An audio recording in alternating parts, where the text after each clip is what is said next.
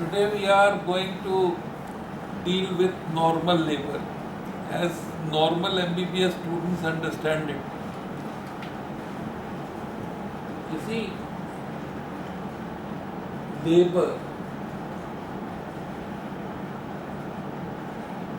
is the process at the end of pregnancy by which the product of conception, that means the passenger, passes through the passages by the power.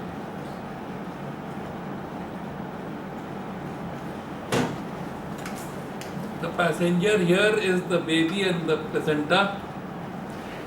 The passages is the cervix and the vagina. These are the soft passages, and the pelvis is the bony passage. And the power is the power generated by uterine contractions. So, let us trace what happens, what is the sequence of events, or sequence of events in this process.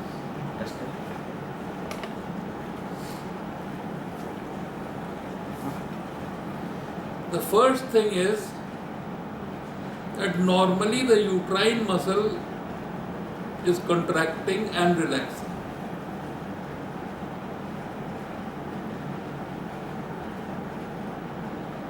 That means when it contracts, the length is reduced. When it relaxes, the length is restored.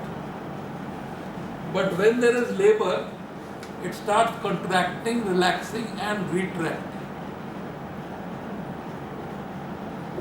Retracting means that it contracts, it relaxes, but whatever is the loss of length is retained. That means it doesn't go back to its original length. So the contracting, relaxing feature of the uterus is called as Braxton-Hicks contractions. But contracting, relaxing and retracting is called as true labor.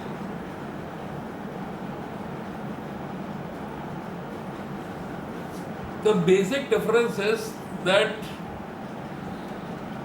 a contraction is a true labor contraction if it is progressive in frequency and duration and intensity, and that it is also associated with pain in the back coming down into the front of the abdomen. Pure abdominal contractions are perhaps not true labor contractions.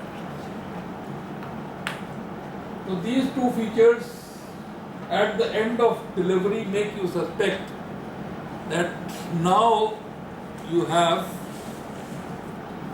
contraction, that is true labor. Another sign which is associated with onset of labor is show.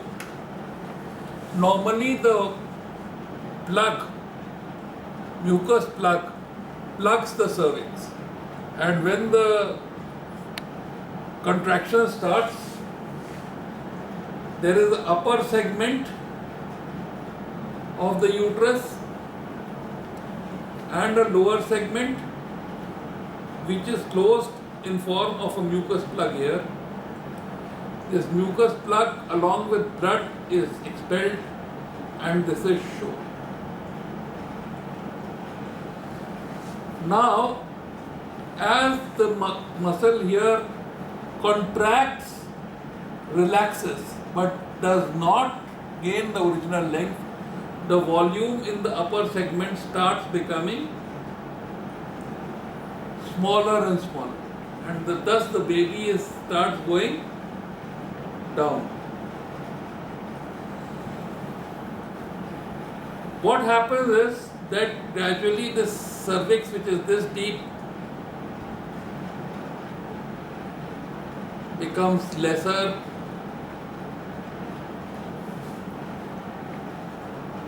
So this is called as that the cervix is taken up into the lower segment.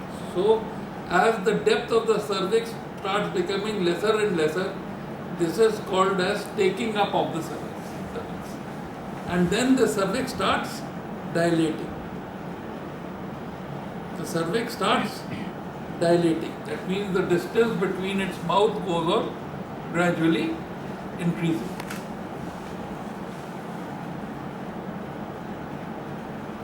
So this is what happens. The uterus upper segment volume goes on becoming lesser and lesser. The cervix is taken up and starts dilating. And as a result of this, the baby with the head down, presentation is head down, and the back of the baby is in the left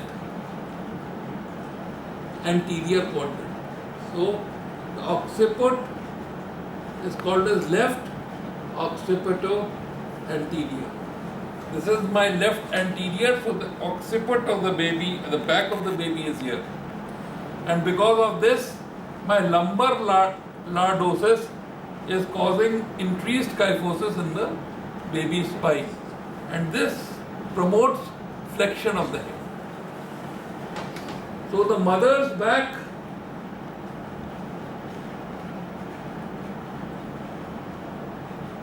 supports the baby's kyphosis. The lordosis of the mother supports the kyphosis of the baby,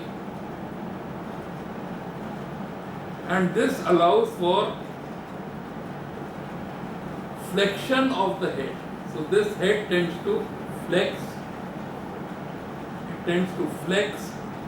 this head tends to flex, and it goes and gets engaged. The diameter of the head that comes to get engaged in the pelvis is bregma and occiput. This is an occipito-bregmatic diameter, which is about 9.5 centimeters.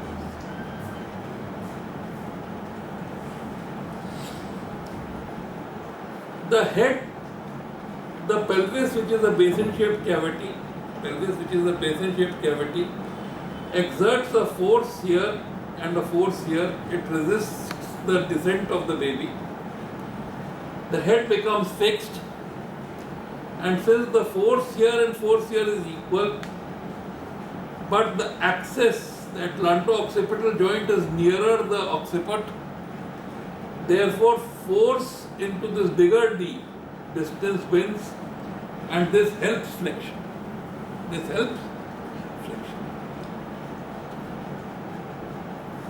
The head is now fixed, and this head is gradually descending and hitting the pelvic diaphragm, the levator ani.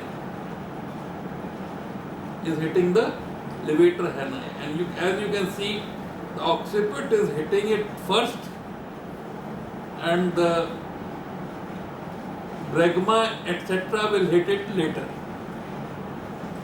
The front of the forehead will hit it later. Now this levator ani is like this. So as the occiput hits this, it goes to the front. So there is 1/4 of a circle, nearly 1/4 of a circle, and the occiput now becomes anterior, just under the pubic symphysis. So this first movement is descent. The second movement is rotation, is flexion. The third movement is rotation. And now the head is with occiput just under the pubic symphysis and the face on the sacrum goes on descending till the cervix becomes 10 centimeter dilated. And it is at this point that the bag, amniotic bag, ruptures. the amniotic bag helps in transmitting the pressure of the uterus to dilate the cervix, because there is fluid in that bag. So the pressure is uniformly transmitted from the uterus so that a conical piece of the bag goes through the cervix and helps dilate the cervix. So the rupture of bag in the early stage is not helpful for dilatation of the cervix. Now, as the bag ruptures, the cervix is 10 centimeter dilated. Usually the head at this stage is at the level of the ischial spine. The ischial spine behind and pubic symphysis in front is the onset of second stage of labor. Bag has ruptured, head is at the level of ischial spine. Now flexion will be converted into extension. And now as the descent continues, with every pain, there is pressure on the rectum, and therefore the patient feels as if she wants to pass stool. So when the labor pain becomes associated with this with this urge to pass stool, it becomes a bearing down pain. It becomes a bearing down pain, and you could feel the abdominal muscles starting to contract and helping increase the intra-abdominal pressure and the expulsion of the baby. And this becomes voluntary also because of the bearing down pain. Head extends, and every time a contraction comes, you can see the hair of the baby through the vagina. But every time as the contraction relaxes, the hair go back.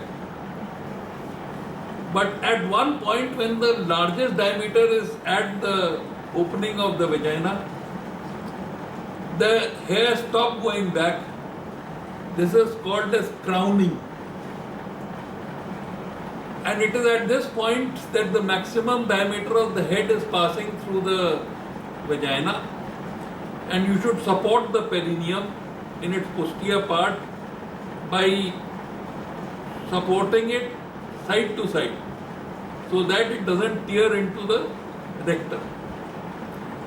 So this is called as perineal support, and then with the next pain, the head is expelled. It is outside the. As soon as it is expelled, the head realigns with the body. That means there is 1/4 derotation. And then the shoulders start aligning with the opening in the levator ani. So the right shoulder goes forward. The left shoulder of the baby goes forward. Baby यूँ है हमारे अगर पेट में, तो left shoulder forward होगा. तो ये जो स्लाइट डी रोटेशन था, it converts to baby facing the right thigh of the mother. Then with the further descent,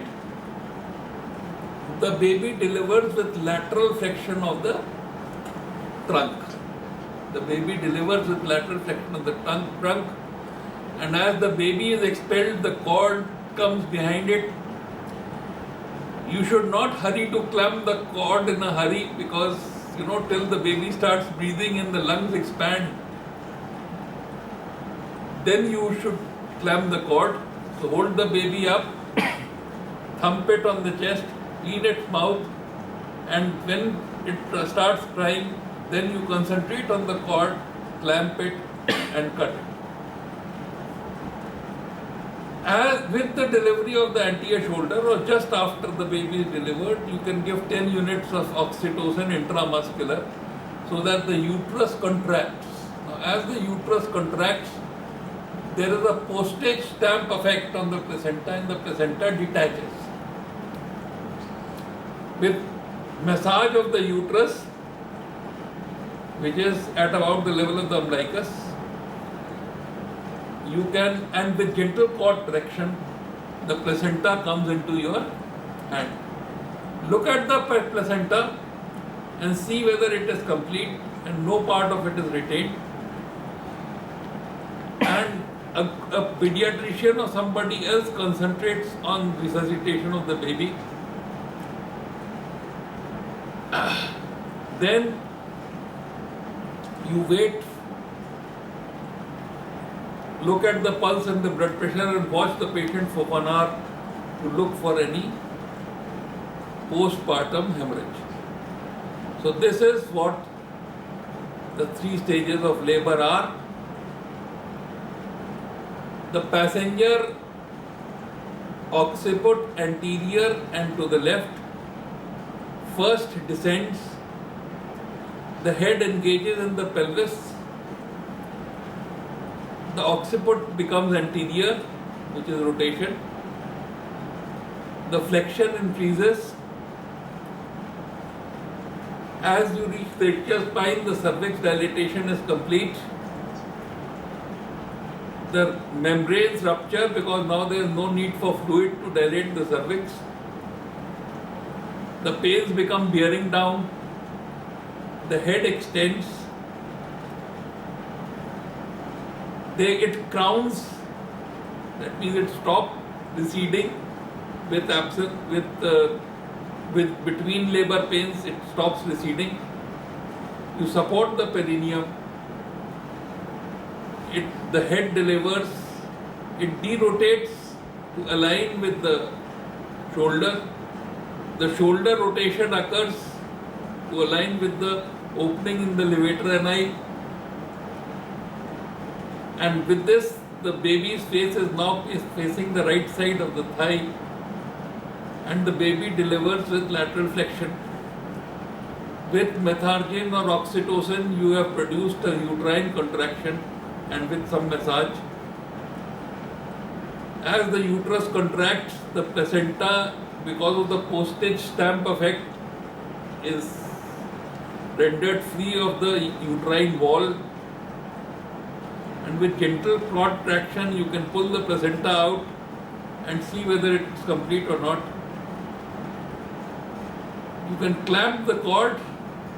The baby is resuscitated by the pediatrician by cleaning the mouth and stimulating the skin to produce breathing. And you watch for any tears, carefully watch for any tears in the cervix or in the vagina. You stitch back the episiotomy if you have done one. And you watch for 1 hour for postpartum hemorrhage. So this is the management of normal labor. Thank you.